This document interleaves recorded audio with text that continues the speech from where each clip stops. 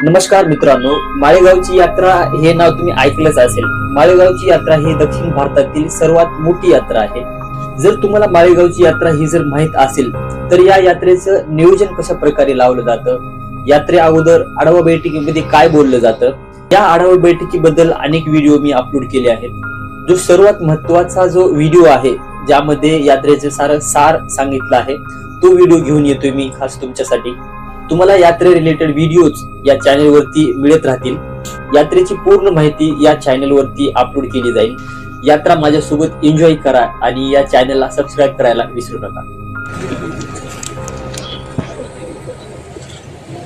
त्यानंतर संभाजीराव समितीचे प्रमुख महाराष्ट्र राज्याचे आदरणीय प्रतापरावजी पाटील चिखलीकर साहेबांचं स्वागत आपण या ठिकाणी करणार आहोत। यांचंही या ठिकाणी स्वागत या ठिकाणी करत आहे। आदरणीय महानगरपालिकेचे माजी उपनगराध्यक्ष आदरणीय दत्ताजी वाले साहेब यांचं या ठिकाणी आगमन झालेलं आहे। मी आदरणीय देशपांडे साहेबांसाठीचे नियोजन करण्यासाठी आजची जी आढावा बैठक आयोजित केलेली आहे, या आढावा बैठकीचे अध्यक्ष आपले सन्माननीय आमदार आदरणीय प्रतापरावजी पाटील चिखलीकर साहेब, व्यासपीठावर उपस्थित माननीय मुख्य कार्यकारी अधिकारी मेघना कवले मॅडम, माननीय अतिरिक्त मुख्य कार्यकारी। माळेगाव यात्रा ही खंडेरायाची देवस्थान पालखी दिनांक 18/12/2025 रोजी होणार असल्याचे अध्यक्ष श्री खंडोबा संस्थान माळेगाव यात्रा यांनी कळवलेले आहे। नांदेड जिल्ह्यातील मौजे माळेगाव यात्रा तालुका लोहा येथे भरणारी खंडेरायाची यात्रा ही दक्षिण भारतातील प्रसिद्ध यात्रा आहे। गावात खंडोबाचे पुरातन मंदिर असून दरवर्षी मार्गशीर्ष अमावस्येला म्हणजे साधारणतः डिसेंबर महिन्यात यात्रा भरते। ही यात्रा साधारणतः 150 वर्षापूर्वीपासून भरत असून यात्रेला देशातील व राज्यातील इतर यात्रेपेक्षा वेगळे महत्त्व आहे। कोणत्याही देवस्थानच्या जागेचा विचार केला असता पुरेशी जागा उपलब्ध नसते, पण श्री क्षेत्र माळेगाव येथे मंदिर व गावच्या चारही बाजूनी मोकळी खडकाळ 120 हेक्टर 51 आर म्हणजे सुमारे 300 एकर जागा इतकी सरकारी जमीन उपलब्ध आहे। येथे 2 मोठे जुने गाव तलाव असून ते 12ही महिने पाण्याने भरलेले असतात। त्यापैकी एक तलाव यात्रा भरण्याच्या ठिकाणाच्या मधोमध आहे व एक तलाव गावाच्या क्षेत्रामध्ये आहे। खंडेरायाच्या यात्रेस एक आगळे वेगळे महत्त्व असून यात्रा दक्षिण भारतातील सर्वात मोठी असल्याचे ते सांगा। तुमची जमीन आहे तर तुमच्या ताब्यात किती आहे? बांधकाम 40 आर ही जिल्हा परिषद 56.56 hectare 56 acre hectare hectare 61 hectare hectare 56.56 म्हणजे किती एकर झाले? 2.5 पट बरोबर आहे ना? तर आता 61 हेक्टर जमीन तुमच्या ताब्यात आहे का?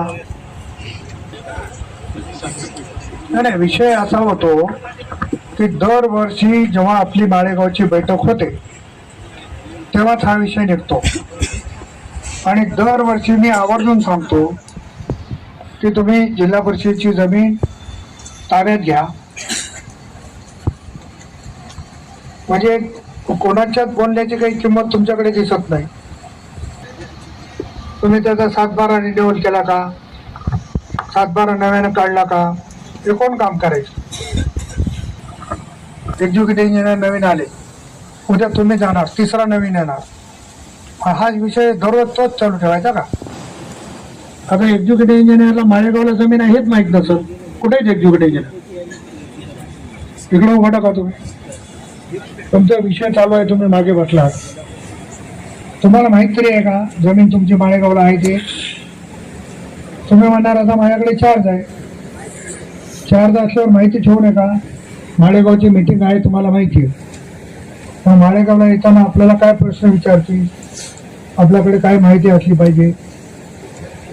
मी मागच्या बैठकीत माळोदे साहेब तुम्ही होता, मी हा मुद्दा सांगितला होता, करणवल मॅडम पण होत्या, की आपण दरवर्षी जिल्हा परिषदेच्या जागेचा लिलाव करत होतो जमिनीचा, जी पेरण्या योग्य आहे ती,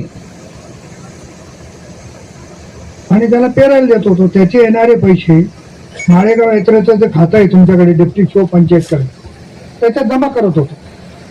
ते काय थोडीफार जी काय रक्कम येत असेल, आता तो दुरापास होऊन गेलो।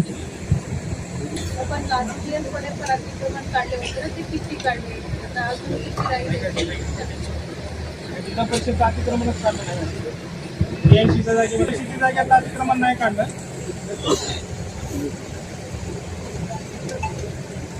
करू शकता तुम्ही. तुमचा सातबारा तयार करून घेणे. आता इथे तहसीलदार पण आहेत, तुम्ही त्यांच्याकडून सातबारा तयार करून घेणे. तुमची बाउंड्री फिक्स करून घेणे. का लागू देणार नाही ती निधीची मागणी करा शिव मॅडमकडे, तुम्हाला बाउंड्री फिक्स करायला. बाउंड्री म्हणजे तार नाही पाठवून होत नाही. आता आपल्या इथं जिल्हा मोजणी कार्यालय लोह्याला आहे, तुमचंही कार्यालय लोह्याला आहे.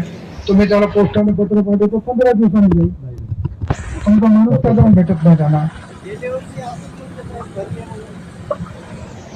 पैसे काढायची त्याची काय सहयोग करायचं. यात्रेच्या पूर्वी करा. 3 कोटी रुपये कोणाचे आले त्याच्या रोड गेले बजेट करायचं काय नाही. 2-3 कोटी रुपये त्याला रोडाचे आले की जिल्हा परिषदला हो नाही का चौकून बाजूला. ठीक आहे. ही यात्रा दक्षिण भारतातील सर्वात मोठी असल्याने या यात्रेला कर्नाटक, तेलंगणा, आंध्र प्रदेश व मध्य प्रदेश या राज्यातून तसेच महाराष्ट्रातील इतर जिल्ह्यातून मोठ्या प्रमाणात यात्रेकरू त्यांच्या पशूंसह दाखल होतात. यात्रा कालावधीत येणाऱ्या यात्रेकरूंची संख्या अंदाजे 6 ते 10 लाख पर्यंत असते. त्याच प्रमाणात पशूंचा सहभागी मोठ्या प्रमाणात असतो. माळेगाव यात्रा येथील श्री खंडोबा संस्थान व ग्रामपंचायत मार्फत यात्रा भरविण्यात येते. जिल्हा परिषदेची मुख्य भूमिका यात्रेचा प्रचार प्रसिद्धी करणे आहे. गिरी साहेब, माळेगावच्या यात्रेमध्ये साधारणतः दररोज किमान 5-6 लाख भाविक असतात दररोज. आणि यात्रा रेकॉर्डला जरी तुमच्याकडे 5-6 दिवस असली तरी ती 15 दिवस चालते. त्याच्या आधी जास्तही चालते, पण 15 दिवस यात्रा चालते. तुम्हाला त्या पद्धतीनं प्रस्ताव तयार करावा लागेल. भविष्यामध्ये याला जर अ वर्ग ब वर्ग द्यायचं असली तर ती माहिती तुमच्याकडे. आता तुम्ही गेल्या वर्षीचं टाईप करून आणून तेच वाचायला लागेल. सदरील यात्रा जरी 5 दिवसाची भरत असली तरी जनावरांचा बाजार जवळपास 1 महिनाभर चालतो. यामध्ये घोडे, ऊंट, गाय, बैल, म्हैस, रेडे, गाढव, शेळ्या, मेंढ्या इत्यादी पाळीव प्राणी हे मुख्यत्वे करून आंध्र प्रदेश, कर्नाटक, मध्य प्रदेश, राजस्थान, उत्तर प्रदेश, छत्तीसगड, झारखंड इत्यादी राज्यातून लोक घेऊन येत असतात व त्यांची खरेदी विक्री होत असते. बाजारात उच्च प्रतीचे प्राणी उपलब्ध असतात, त्यामुळे या यात्रेला विविध राज्यातून खरेदी विक्रीसाठी व्यापारी येत असल्यामुळे बाजारास वेगळे महत्त्व आहे. सदर यात्रेचा वारसा अबाधित ठेवणे तसेच शासनाच्या विविध योजनांची यात्रेदरम्यान प्रचार व प्रसिद्धीसाठी तसेच यात्रेकरूंच्या सोयी व सुविधांसाठी जिल्हा परिषदेकडून स्वउत्पन्नातून दरवर्षी 60 ते 65 लक्ष रुपये निधी इतका खर्च करण्यात येतो. यावर्षी खंडेरायाची यात्रा ही दिनांक 18-12-25 ते 22-12-2025 या कालावधीत 5 दिवस भरणार असून जिल्हा परिषद व पंचायत समिती लोहा यांच्याकडून आयोजित कार्यक्रमाचा तपशील खालीलप्रमाणे आहे. पहिला दिवस 18-12-2025 देवस्वारी व पालखी पूजन, महिला व बालकांसाठी स्पर्धा, भव्य कृषी प्रदर्शनाचे उद्घाटन व कृषीनिष्ठ शेतकऱ्यांचा सत्कार. दुसरा दिवस 19-12-25 अश्व, श्वान, कुक्कुट प्रदर्शन व विविध स्पर्धांचे उद्घाटन. तिसरा दिवस 20-12-2025 कुस्त्यांची प्रचंड दंगल. चौथा दिवस 21-12-2025 लावणी महोत्सव. पाचवा दिवस 22-12-2025 पारंपरिक लोककला महोत्सव, पशुसंवर्धनचे बक्षीस वितरण व समारोप कार्यक्रम. आणि 19 तारखेला तुम्ही पशु प्रदर्शन ठेवलं, बरोबर आहे. तर हे जे तुम्ही कृषी निष्ठ शेतकऱ्यांचा सत्कार, बालकांच्या स्पर्धा वगैरे देवस्वारीच्या दिवशी ठेवायच्या दिवशी दुसऱ्या दिवशी ठेवल्या तर नाही, दिवस वाढवायचा नाही.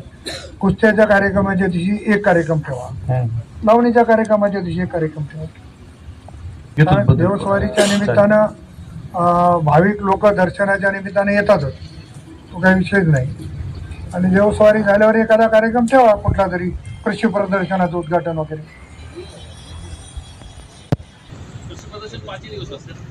कृषी प्रदर्शन पण आहे ना, ते पण 5 दिवस. कुस्तीच्या दंगलीच्या दिवशी ठेवा. तो महिला बाल कल्याणच्या स्पर्धा ज्या आहेत त्या लावणीच्या कार्यक्रमाच्या दिवशी ठेवा. विभागनिहाय आढावा होईल. सन्माननीय आमदार साहेबांना मी विनंती करतो. पशुसंवर्धन हे सर ही दिली.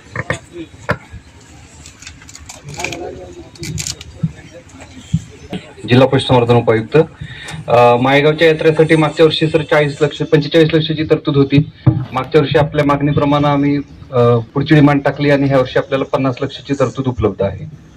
तर त्यानुसार आपण बक्षिसाच्या रकमेमध्ये आपल्याला 5 लाखाची वाढ करता येईल.